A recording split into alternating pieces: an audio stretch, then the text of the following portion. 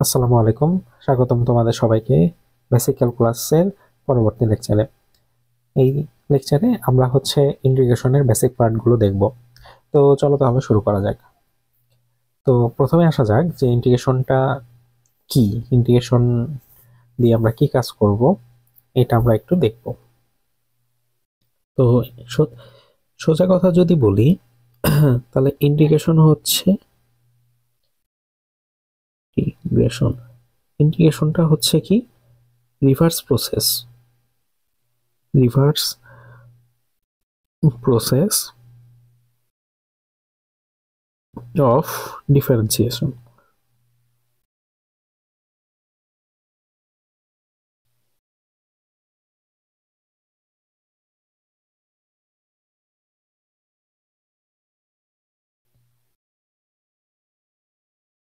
Integration হচ্ছে reverse process of differentiation.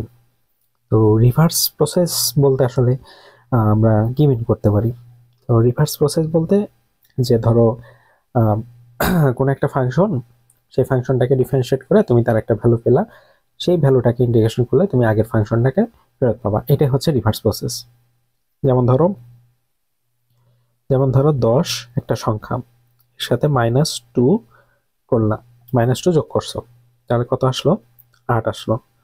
তাহলে মনে করো যে 8 -2 এর উপর একটা অপারেট একটা কিছু দ্বারা অপারেশন করার পর তুমি এখান থেকে একটা অ্যান্সার পাচ্ছ। তাহলে এটার বিপরীত একটা প্রসেস যদি ওই অ্যান্সারের উপর করো তাহলে তোমার 10 ফেরত পাওয়া উচিত। তাহলে -2 এর অপোজিট কি? +2। এটা করার পরে দেখো আমরা আগেরটা ফেরত পেলাম। আশা করি এটা বুঝতে পারছো।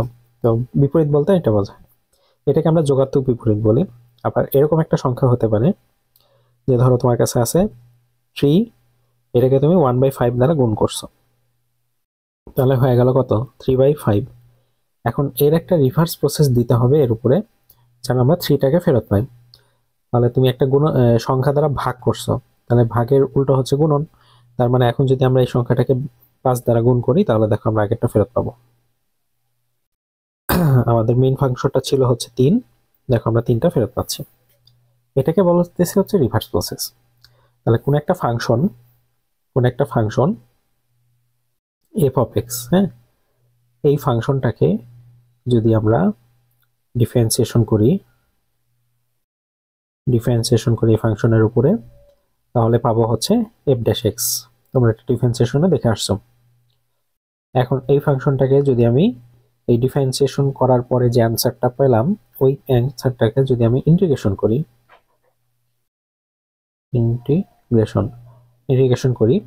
তাহলে আমাদেরকে মূল ফাংশনটাকে আবার ফেরত দিবে। এইভাবে একটা রিভার্স প্রসেস কাজ করবে। তো আশা করি এটা বুঝতে পারছো।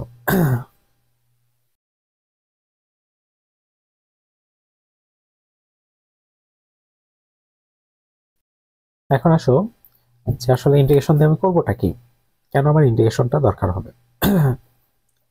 তো এটা বোঝার জন্য আমি দুইটা গ্রাফ দেখাই তোমাদের।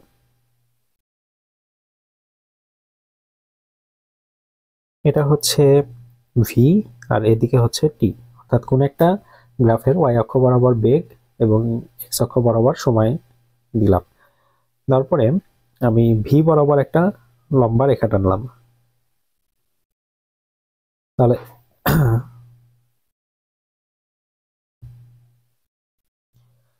তো এই লম্বা রেখা টানার পরে দেখো এখানে একটা মান দিয়ে দিই আমি। এখানে মান ধরো ভি এর মান 3, আর এখানে এটা হলো এ আর বি পয়েন্ট। তাহলে এখানে সময় গ্রাফে এর উপরে এ পয়েন্টে মান হবে 2 সেকেন্ড, আর এখানে হয়ে যাবে 6 সেকেন্ড। এখন এখান থেকে যদি আমরা এই গ্রাফ থেকে বুঝতে পারি, দেখো এখানে ভি বরাবর একটা লম্ব রেখা টানছি, তো আমরা বলতে পারি এটা একটা সমবেগী গ্রাফ। তো আমি যদি তোমাকে এখান থেকে জিজ্ঞেস করি যে এখানে আসলে দূরত্বটা কত বা সরণটা কত, তুমি বলবা যে এটা সমবেগের গ্রাফ, তাহলে এস ইকুয়াল টু ভিটি হচ্ছে আমাদের বেগ, দূরত্ব। তো এস ইকুয়াল টু ভিটি। তো ভি এর মান কত? ভি কিন্তু ফিক্সড 3, আর টি কি? টি সময়ের পার্থক্য, তাই না? এ থেকে বি তে সময়ের পার্থক্য। পার্থক্য কি বলবা তুমি? 6 থেকে 2 বাদ দিব, তাহলে এখানে হচ্ছে 12 মিটার। এটা হচ্ছে আমাদের সরণ। এখন এখন দেখো, আমি একটা কাজ করি, আমি হচ্ছে এই বি থেকে টি এর উপর একটা লম্ব টেনে দিই, আর আর এখানে হচ্ছে এ থেকে টি এর উপর একটা লম্ব টানলাম। তাহলে দেখো আমরা একটা আবদ্ধ ক্ষেত্র দেখতে পাচ্ছি। এই ক্ষেত্রের টি এর উপরে মানটা হচ্ছে 4, আর এই দিকের মানটা হচ্ছে 3। দেখো, তাহলে এখানে কিন্তু একটা আয়তক্ষেত্র দেখা যাচ্ছে। তাহলে এই আয়তক্ষেত্রের ক্ষেত্রফলটা কি হবে বলতো? আমরা যদি বলি এটার ক্ষেত্রফল কত হবে? 3 × 4, দৈর্ঘ্য গুণন প্রস্থ। তাহলে কত পাচ্ছি? 12। তাহলে দেখো, ক্ষেত্রফল আমার 12 আসছে, আবার এদিকে সরণ আমার 12 আসছে। তাহলে আমরা বলতে পারি না যে এখানে ক্ষেত্রফলটা আসলে সরণকে নির্দেশ করতেছে? তাহলে এটা কিন্তু আমরা বুঝতে পারছি, তাই না? তাহলে কোনো একটা গ্রাফে ওয়াই অক্ষ বরাবর বেগ আর এক্স অক্ষ বরাবর সময় হলে সেই গ্রাফের থেকে যে ক্ষেত্রফলটা পাবো সেই ক্ষেত্রফলটা আমাদের সরণ নির্দেশ করবে। তাহলে এই ক্ষেত্রফল দিয়ে আমরা সরণ বের করতে পারবো যে কোনো ভিটি গ্রাফের, তাই না? আর একটা দেখা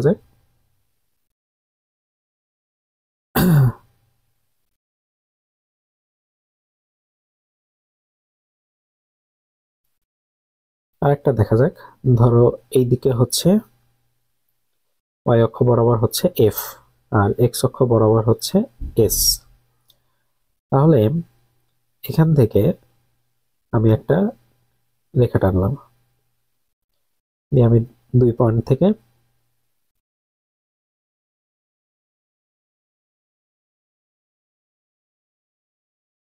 এই যে রেখা টানলাম। তো দেখো, এখানে হচ্ছে এখানে যদি এফ এর মান ধরো এখানে 5 নিউটন হয়, আর ওইটুকুতে এর সরণ যদি হয় ধরো 10 মিটার, তাহলে এই অংশের ক্ষেত্রফলটা কি হচ্ছে? ক্ষেত্রফলটা হচ্ছে 5 × 10 অর্থাৎ 50, তাই না? আবার এখানে দেখো, এটা হচ্ছে বল আর সরণের গ্রাফ। আমরা জানি বল আর সরণ যদি আমি গুণ করি, এখানে 5 আর 10 গুণ করা মানে কিন্তু আমি বল এবং সরণের মানকে গুণ করতেছি। তাহলে বল এবং সরণকে গুণ করলে আমরা জানি যে সেটাতে কাজ পাওয়া যায়। তাহলে এখানে কাজ হবে হচ্ছে 5 × 10, অর্থাৎ এটা 50 জুল। তাহলে আমরা বল এবং সরণের গ্রাফে ক্ষেত্রফল থেকে কাজ পাচ্ছি, আবার বেগ আর সময় গ্রাফে ক্ষেত্রফল থেকে সরণ পাচ্ছি। তাহলে এরকম কোনো গ্রাফ যদি দেওয়া থাকে, তাহলে আমরা ক্ষেত্রফল থেকে আমরা বিভিন্ন টার্ম বের করে নিতে পারি। ঠিক আছে এটা? কিন্তু এখানে এখানে দেখো, প্রথম যে গ্রাফটা, এই গ্রাফে দেখো এটা 1, এটা হলো 2। প্রথম চিত্রের ক্ষেত্রে খেয়াল করো, এখানে বেগ হলো সমবেগ ছিল। দ্বিতীয় চিত্রের ক্ষেত্রে খেয়াল করো, বল হচ্ছে সমান মানের বল ছিল, অর্থাৎ ধ্রুব বল, পরিবর্তনশীল না। তাহলে সেই ক্ষেত্রে কি হচ্ছে? সেই ক্ষেত্রে কিন্তু সমস্যাটা হচ্ছিল না। ঠিক আছে? সেক্ষেত্রে কিন্তু আমাদের সমস্যা হচ্ছিল না। কিন্তু যদি এরকম হয় যে বলটা পরিবর্তনশীল হতে থাকলো, যে বলটা পরিবর্তনশীল,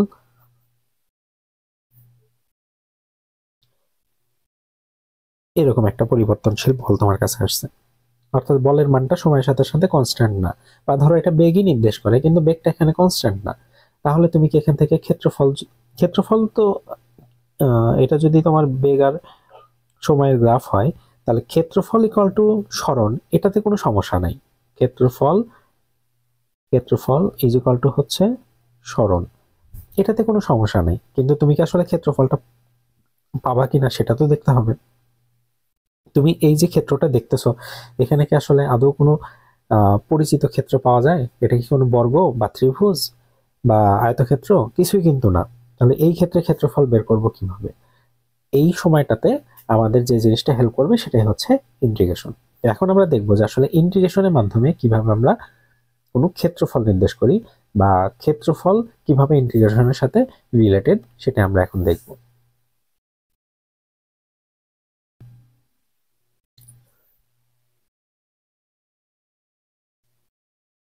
আচ্ছা, এখন এই পেজের 2টা চিত্র একটু খেয়াল করো। এখানে হচ্ছে চিত্র নাম্বার 1টা প্রথমে খেয়াল করো।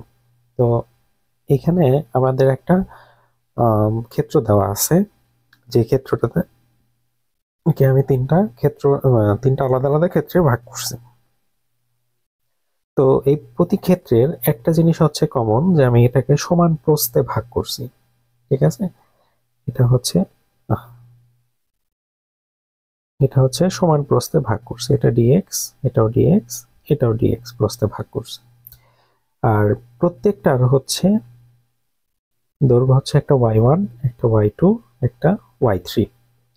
তাহলে এদেরকে যদি একটা আয়তক্ষেত্র কল্পনা করি, তাহলে এই অংশের ক্ষেত্রফল পাওয়ার জন্য আমাদেরকে তিনটা আয়তক্ষেত্রকে যোগ করতে হবে। তাহলে এটা হবে y1 dx plus y2 dx plus y3 dx। এই তিনটা অংশে আমি ভাগ করে নিলাম। কিন্তু এখানে একটা সমস্যা হচ্ছে, কোথায় সমস্যাটা হচ্ছে, যে দেখো আমার আয়তক্ষেত্র তো এখনো হয়নি, তাই না? তাহলে আমাদের এই যে আয়তক্ষেত্র বানানোর জন্য এই যে এবার হচ্ছে আয়তক্ষেত্র হলো। তো এবার যেহেতু আয়তক্ষেত্র হয়েছে, তাহলে আমরা ক্ষেত্রফল এটা লিখতে পারি। কিন্তু এখানে আমাদের একটা সমস্যা কি হলো, সমস্যাটা হচ্ছে যে ওইটাকে আয়তক্ষেত্র বানাতে যে আমার উপরের অংশগুলো কিন্তু বাদ পড়ে যাচ্ছে। এই যে যদি খেয়াল করো, তাহলে দেখো এই যে আমাদের হলুদ জায়গাগুলো, এই জায়গাগুলো কিন্তু আমাদের ক্যালকুলেশনের বাইরে চলে যাচ্ছে। অর্থাৎ আমি পুরো তল দ্বারা, পুরো এই যে এটা যদি এফ অফ এক্স হয়, তাহলে পুরো এফ অফ এক্স দ্বারা আবদ্ধ যে ক্ষেত্রটা, সেই ক্ষেত্রের ক্ষেত্রফল কিন্তু আমি অ্যাকুরেটলি পাচ্ছি না। তো এই প্রসেসে ক্ষেত্রফল বের করলে আমাদের ঘাটতি থেকে যাচ্ছে। তো এই ঘাটতিটাকে আমরা হচ্ছে কিভাবে দূর করতে পারি, সেটা হচ্ছে আমাদের এইখানে পরের আমাদের চিত্র নাম্বার 2, এটাতে খেয়াল করো। এখানে আমি ডিএক্স অংশে ভাগ করছি। আগেরটার সাথে এটা তফাৎটা কোন জায়গায়, এবার ডিএক্স এর পরিমাণটা আগেরটার তুলনায় ছোট।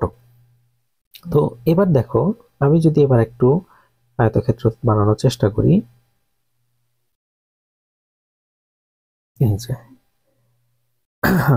ওই একই জিনিস যখন আমি ডিএক্স এর পরিমাণ, এবার দেখো আমাদের এইটুকু অংশ বাদ, এইটুকু অংশ, এইটুকু অংশ, হ্যাঁ, এবার দেখো আমার যে কতখানি অংশ এর আগে বাদ পড়ে যাচ্ছিল, সেই বাদ পড়া অংশ কিন্তু এবার ডিএক্স এর মান কমে দেওয়ার কারণে আমার বাদ পড়া অংশ কিন্তু এবার আগে যতটুকু বাদ পড়ছিল তার চাইতে এবার একটু কম বাদ পড়ছে।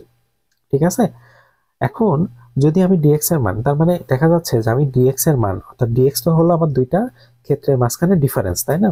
তো এই ডিফারেন্সটা যত আমি কমিয়ে দিচ্ছি, ততই দেখা যাচ্ছে যে আমার ক্ষেত্রটা তত অ্যাকুরেটলি হচ্ছে, এই ক্ষেত্রটা ততই অ্যাকুরেট হচ্ছে, তাই না? অর্থাৎ আমাদের ইররের পরিমাণটা কমে যাচ্ছে এবং আমরা হচ্ছে ক্ষেত্রফলটাকে অ্যাকুরেটলি পাচ্ছি, কোনো অংশ আমাদের বাদ পড়তেছে না। তো এই ক্ষেত্রে যখন আমি ক্ষেত্রফল বের করতে চাচ্ছি, এই ক্ষেত্রে যদি আমি ক্ষেত্রফল বের করতে চাই, তাহলে দেখো এখানে এখানে ধরো যে আমাদের তো আর একটা মানে 4-5টা ডিএক্স দিয়ে জিনিসটাকে ক্ষেত্রফল তৈরি করব না, আমি এখানে অসংখ্য ডিএক্স দিব, আর অসংখ্য y1 y2 y3 এরকম দিব। তো এই জিনিসটাকে ধরো ফার্স্টে লিখলাম y1 dx, তারপরে হচ্ছে y2 dx, তারপরে হচ্ছে y3 dx, এইভাবে যেটা থাকবে। তো এই পুরো জিনিসটাকে আমরা হচ্ছে একটা সামেশন দিয়ে প্রকাশ করতে পারি। সামেশনে এখানে n দিলাম, n ইকুয়াল টু 1 থেকে n, আমি যতগুলো ভাগ করব n হলো ততগুলো, এবং dx দিব। এটা দিয়ে বোঝায় y1 dx y2 dx এরকম করে সবগুলো যোগ করতে।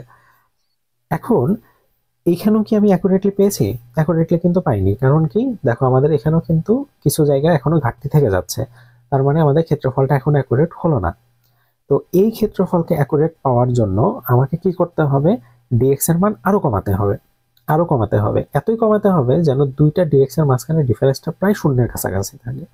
যখন এরকম হবে যে একটা দুইটা জিনিসের মাঝখানে ডিফারেন্স, এই যে দুইটা তলের মাঝখানে ডিফারেন্স যখন তুমি একদম ক্ষুদ্র ক্ষুদ্র করে দিবা, অর্থাৎ যত সূক্ষ্ম করা সম্ভব, এই যে এখানে যেরকম দেখাচ্ছি, ধরো এর চেয়েও সূক্ষ্ম করে ফেললা, তখন দেখা যাবে যে তোমার যতটুকু অংশ বাদ পড়ে যাচ্ছিল, এবার আর কোনো অংশ বাদ পড়বে না। কারণ এই যে ক্ষুদ্র ক্ষুদ্র অংশ, এর মধ্যে একটা করে আয়তক্ষেত্র আছে এবং এরা একদম ঢেকে দিছে জিনিসটাকে। অর্থাৎ আমাদের কোনো অংশ কিন্তু আর বাদ পড়তেছে না। এটা কখন হয়েছে? এটা তখনই হয়েছে যখন আমাদের ডিএক্স এর মানটা টেন্স টু জিরো, অর্থাৎ জিরোর কাছাকাছি গেছে।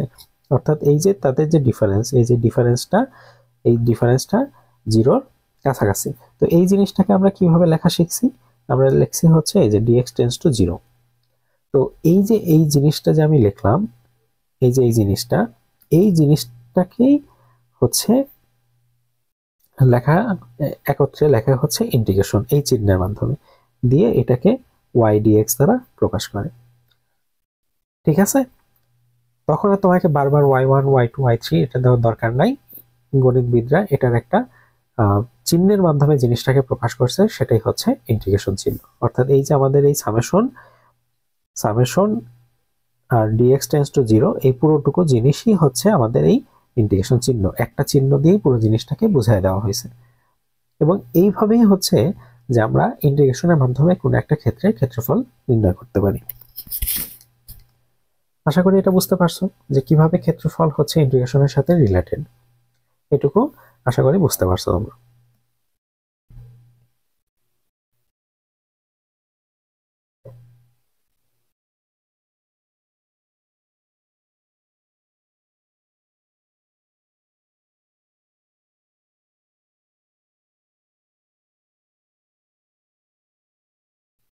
তোমাদের একদম বেসিক ইন্টিগ্রেশনের একটা ফর্মুলা আমি আপাতত বলি।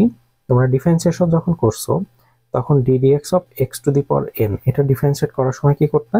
পাওয়ার সামনে আসতো, পাওয়ার থেকে এক বিয়োগ চলে যেত, এরকম হতো, তাই না? তাহলে ইন্টিগ্রেশন যেহেতু রিভার্স প্রসেস, তো এই রিভার্স প্রসেস মেনটেন করার জন্য যখন আমরা X to the power N কে ইন্টিগ্রেশন করতে গেলাম, তখন দেখলাম যে এখানে হয়ে গেল কত? X to the power N plus one divided by হচ্ছে এন প্লাস ওয়ান, এটা চলে আসতেছে। তো এটা হচ্ছে ইন্টিগ্রেশনের একটা প্রসেস, হ্যাঁ, যে আমাদের x to the power N এর ইন্টিগ্রেশন হবে, পাওয়ার একটা বাড়বে, আবার নিচে ওই পাওয়ারটা এসে বসবে। এটাই হচ্ছে ইন্টিগ্রেশনের প্রসেস। এটা আমরা সামনে আরো ডিটেলসে ব্যাখ্যা করব, বাট এখন তোমাদের একটা জিনিস দেখানোর জন্য এই সূত্রটা আপাতত দেখে রাখলাম।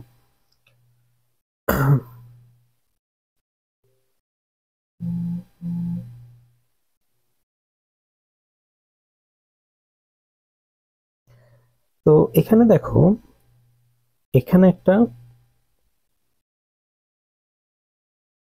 ত্রিভুজ আঁকালাম। এই ত্রিভুজে এটা তো শূন্য, এটা 5, তাহলে আমি বলতে পারি এটা হলো 5। আর এটা একটা রেখা, এটা হলো y ইকুয়াল টু 3x, মূল বিন্দুগামী সরল রেখা, এটা তোমরা জানো। তাহলে y ইকুয়াল টু 3x রেখার x এর জায়গায় যদি আমি 5 বসাই, তাহলে y এর মান পাবো হচ্ছে 15। y এর মান হচ্ছে y অক্ষ বরাবর নির্দেশ করে, তাহলে এটুকু হচ্ছে 15। এখন দেখো এই ত্রিভুজের ক্ষেত্রফলটা কত আসে আমরা একটু দেখি।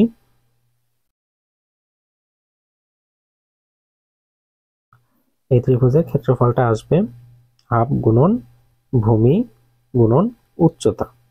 তাহলে আমরা পাচ্ছি হলো 5 15 75, 75/2 বর্গ একক। একদম। এখন কথা হলো যে এই জিনিসটা যদি আমরা ইন্টিগ্রেশনের মাধ্যমে করি, তাহলে যদি আমরা 75/2 পাই, তাহলে আমরা বলতে পারবো যে হ্যাঁ, ইন্টিগ্রেশনের মাধ্যমে আমরা কোন ক্ষেত্রের ক্ষেত্রফল নির্ণয় করতে পারি, ব্যাপারটা সঠিক। তো আমরা এখন ওইটাই দেখব। তাহলে এটা কপি করে নিয়ে যাওয়া যাক।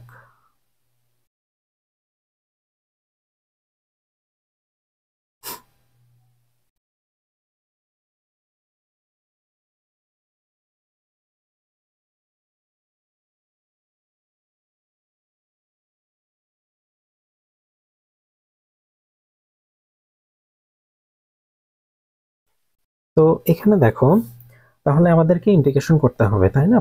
তো ইন্টিগ্রেশন করার জন্য আমি কি বললাম? তো ক্ষেত্রফল, এটার ক্ষেত্রফল কি হবে? ক্ষেত্রফল হবে summation y into D X. y এর মান কত? y এর মান হচ্ছে 3x ইন্টু ডিএক্স। আর এখানে লিমিটটা হবে কত? 0 থেকে 5। তুমি যখন ক্ষেত্রফল নির্ণয় করবা, তখন তোমাকে একটা নির্দিষ্ট জায়গার মধ্যেকার ক্ষেত্রফল নির্ণয় করতে হবে। এখানকার সেই জায়গাটা হচ্ছে 0 থেকে 5 পর্যন্ত। তো দেখো আমাদের হাতে এখন 3 বাইরে আসলো, x আছে, x এর পাওয়ার হচ্ছে 1 আছে। ইন্টিগ্রেশন করার পর আমরা জানি পাওয়ার একটা বেড়ে যায়, আর ওই পাওয়ারটাই নিচে এসে বসে। এখন লিমিট আমরা বসাবো, এখানে x এর পরিবর্তে একবার 5 বসাবো, একবার 0 বসাবো। তো এখানে বসালাম 5 মাইনাস, নিচেরটা বসানোর সময় মাইনাস দিতে হয়, সূত্রের মাইনাস। তাহলে এখানে 25, 3 25 75 ডিভাইডেড বাই 2। দেখো আমরা ইন্টিগ্রেশনের মাধ্যমে এই ক্ষেত্রে ক্ষেত্রফলটা বের করলাম, আবার হচ্ছে নর্মাল প্রসেসেও ক্ষেত্রফল বের করলাম, উভয় ক্ষেত্রে আমাদের অ্যান্সারটা কিন্তু সেম ছিল। তাহলে এইটার দ্বারা প্রমাণ করা যায় যে ইন্টিগ্রেশন দ্বারা আমরা আসলে ক্ষেত্রফল নির্ণয় করতে পারি। আশা করি এটা বুঝতে পারছো।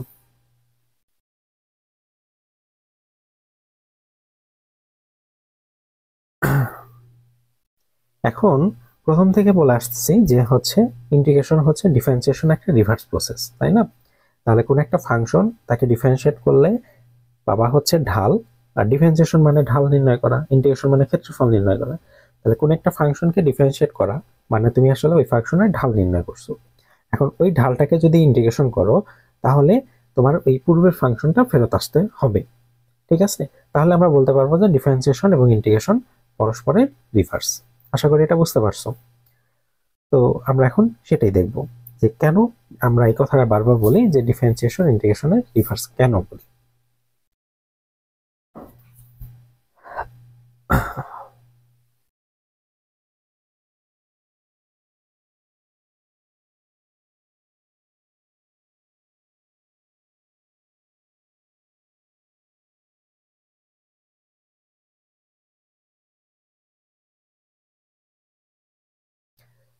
তো দেখো আমাদের হচ্ছে এখানে একটা ক্ষেত্র আছে, এটা হচ্ছে এফ অফ এক্স, আর এইটুকু হচ্ছে এক্স, ঠিক আছে?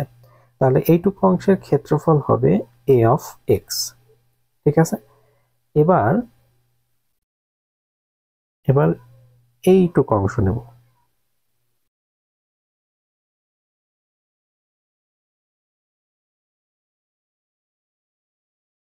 এবার হচ্ছে এইটুকু অংশ নেব। তাহলে এইটুকু অংশ আমি এইটুকু বাড়তে নিছি এইচ, তাহলে পুরোটুকু অংশ হবে কত? F of x plus H. তাহলে এইটুকু অর্থাৎ এই পুরো অংশের ক্ষেত্রফলটা দাঁড়াবে কত? এই পুরো অংশের ক্ষেত্রফলটা দাঁড়াবে কত? এ অফ এক্স প্লাস এইচ, এরকম দাঁড়াবে, ঠিক আছে? তো এখন দেখো, এখন দেখো আমি যদি হচ্ছে এখানে ক্ষেত্রফল বের করি, যে ধরো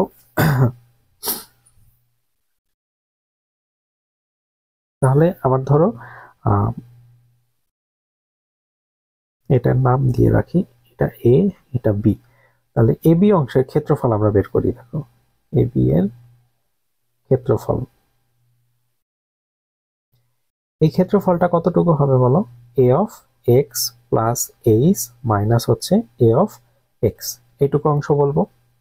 তো এখন দেখো এই এ বি এর ক্ষেত্রফল, ক্ষেত্রফল মানে কি? এখানে আমরা আয়তক্ষেত্র ধরে কল্পনা করি, সো এটাকে হচ্ছে দৈর্ঘ্য গুণন প্রস্থ বলতে পারি। তাহলে f of x into h, এটা সমান হবে a of x plus H minus a of x.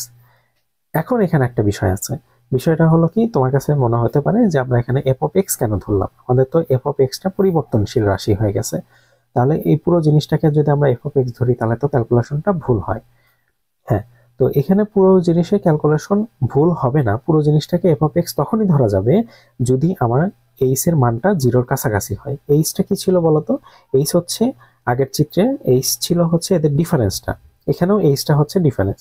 তাহলে এইচ এর মান যদি জিরোর কাছাকাছি হয়ে যায় তাহলে আমরা F of x into H আর F of x plus H into H একই জিনিস বলতে পারবো। তো তাহলে দেখা যাচ্ছে যে আমাদের এইটুকু ক্ষেত্রফল সমান এটা লিখতে পারি কোন শর্তে? এই যে জাস্ট এই শর্তটা, এই শর্ত মানলে আমরা শুধু এই কথাটা বলতে পারবো।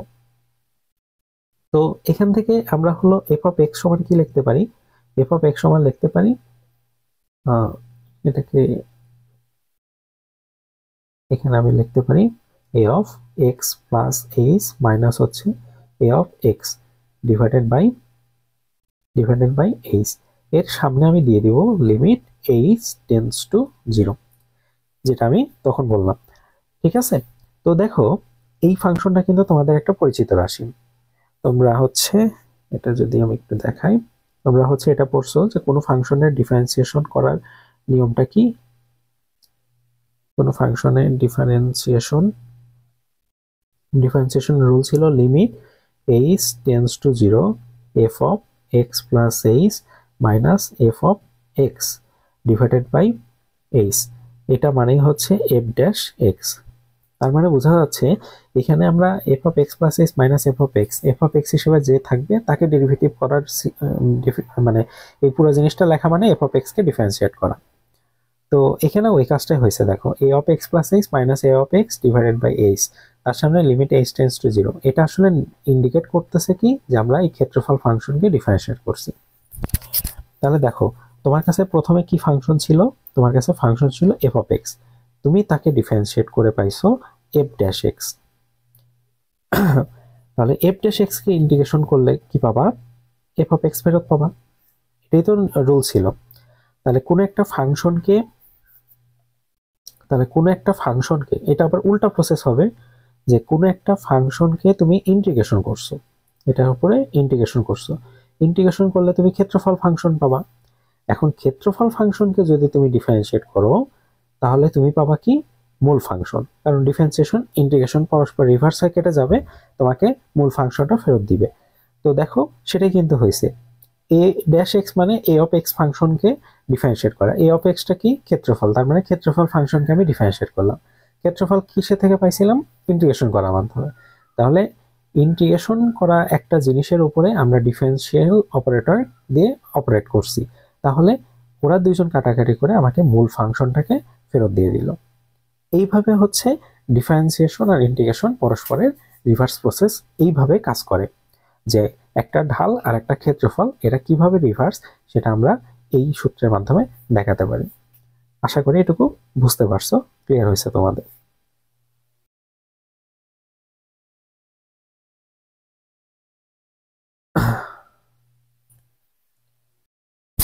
তো এখন এখন হচ্ছে আমরা দেখব ইন্টিগ্রেশনের সূত্রগুলো আমরা একটু দেখি যে ইন্টিগ্রেশনের সূত্রগুলো কিভাবে কাজ করে। তো কোনো একটা ফাংশনকে যখন তোমার ইন্টিগ্রেশন করতে দিবে, আমি তোমাদের একটা নর্মাল জিনিস দেখাই, মনে করো ডি ডিএক্স এক্স স্কোয়ার, এটা একটা ফাংশন, এটাকে ডিফারেন্সিয়েট করলে পাবা হচ্ছে 2x।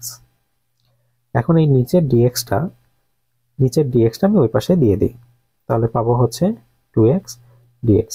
যদি এইভাবে লেখার কোনো সিস্টেম নাই, বাট মানে আমাদের ক্যালকুলেশনটা ভুল হবে না এইভাবে লিখলেও, তো সেই জন্য আমি তোমাদের বোঝার সুবিধার্থে এটা লিখলাম। তো দেখো ডি অফ এক্স স্কোয়ার ফাংশনকে আমি ডিফারেন্সিয়েশন করার পরে আমি পেলাম 2x ডিএক্স। এখন এই ফাংশনটাকে আমি ইন্টিগ্রেশন করব। তাহলে এক্স স্কোয়ার ফাংশনের উপর ডিফারেন্সিয়েশন হচ্ছে, তার উপরে তুমি ইন্টিগ্রেশন করছো, তাহলে ডিফারেন্সিয়েশন এরা পরস্পরকে নাই করে দিল। তোমার কাছে থাকলো হচ্ছে শুধু এক্স স্কোয়ার থাকলো, এক্স স্কোয়ার সমান পাবা হচ্ছে 2x ডিএক্স। আচ্ছা, ওখান থেকে আমি 2টাকে ধার করে এই পাশে নিয়ে আসি, তাহলে হবে এটা হয়ে যাবে এক্স স্কোয়ার বাই 2। এখানে একটা প্লাস সি লিখতে হয়, কেন লিখতে হয় এটার ব্যাখ্যা আমরা পরে দিব। তো আরেকটা দেখা যাক, মনে করো তোমার কাছে আছে d of x to the power 4 এরকম আছে, তাহলে এক্স টু দি পাওয়ার 4 কে ডিফারেন্সিয়েট করলে কি পাবা, 4x কিউব, আর এর নিচে যে ডিএক্সটা থাকতো সেটাই পাশে চলে গেল। এখন এটাকে ইন্টিগ্রেশন করো, তাহলে ডিফারেন্সিয়েশন ইন্টিগ্রেশন কাটাকাটি হয়ে গেল, তাহলে এক্স টু দি পাওয়ার 4 থাকলো, এখানে থাকবে হচ্ছে 4x কিউব ডিএক্স। তাহলে এই এক্স টু দি পাওয়ার 4 এর নিচে হলো 4 নিয়ে আসো, তুমি পাবা এক্স কিউব ডিএক্স। তাহলে দেখা যাচ্ছে যে আমাদের এক্স কিউব ফাংশনকে ইন্টিগ্রেশন করলে পাবো x to the power 4 divided by 4। দেখো আগেরটাতে আমরা এক্স এর পাওয়ার 1 ছিল, তাকে ইন্টিগ্রেশন করার পরে পেলাম এক্স স্কোয়ার বাই 2। এখানে ছিল x cube by x cube, তাকে ইন্টিগ্রেশন করার পরে পাচ্ছি x to the power 4 by 4। তাহলে এখান থেকে আমি ওই সূত্রটাকে লিখতে পারি যে x to the power N কে ইন্টিগ্রেশন করলে পাবো x to the power N plus 1 divided by হচ্ছে এন প্লাস সি, এই প্লাস সি। আশা করি বুঝতে পারছো, এই সূত্রটাই তখন আমি লিখছিলাম, তোমাদের না বুঝিয়ে দিয়ে লিখছিলাম। তো এখন হচ্ছে জিনিসটাকে বুঝাতে পারলাম আশা করি। তো এবার আসো যে সি এর ব্যাপারটা কি, এটা হচ্ছে সি কেন ইউজ করব।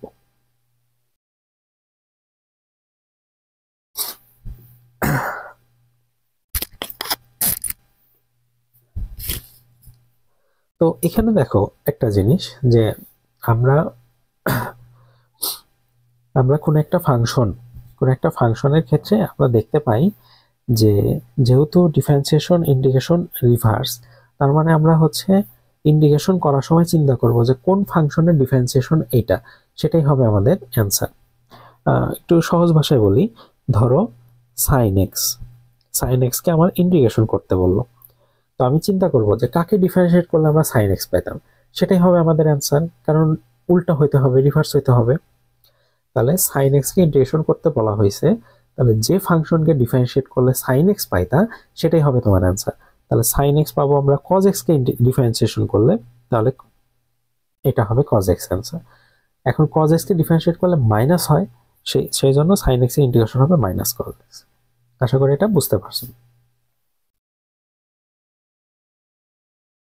তো এখন দেখো আমরা যখন এক্স কে ইন্টিগ্রেশন করতে যাচ্ছি, আমি চিন্তা করব যে কোন ফাংশনটাকে ডিফারেন্সিয়েট করলে আমরা এক্স পাচ্ছি। তো দেখো ddx অফ